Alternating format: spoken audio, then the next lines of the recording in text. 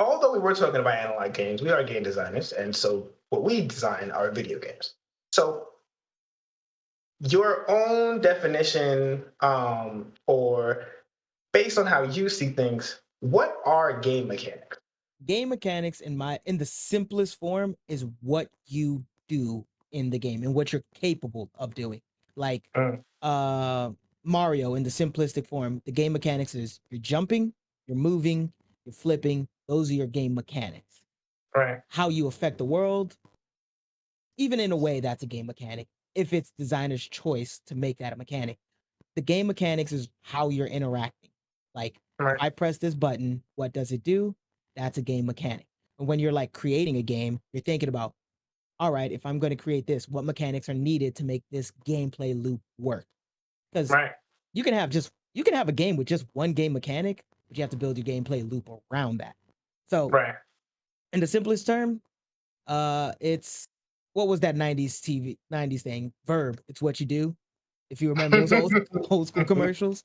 So in the simplest term, it's your verbs. It's what you doing. Throwback to all the 90s kids who stayed up watch Saturday Absolutely. morning cartoons. Absolutely. Yeah, I mean, I agree with you 100%, right? Game mechanics are the in-game actions that connect the player to their character and environment, right? Oh, Things look at like, you, big definition. Oh, he throwing out the big brains. All right, I see you. I'm just saying, right? Things like walking, sprinting, jumping, shooting, crouching, and sneaking are just a few of the mechanics that can define a game and ultimately the player experience. Actually, with that list of mechanics, I think of games like Splinter Cell. I was just about to say Splinter Cell. I think of Metal Gear Solid, and I even think of Assassin's Creed, right? You're walking, you're sprinting, you're jumping, shooting, crouching, and sneaking. So, in a more textbook way, we would say game mechanics are the systems or rules that govern the actions a player can take within the game. Hmm. For example, sprinting to avoid danger or jumping to reach areas that are not normally accessible.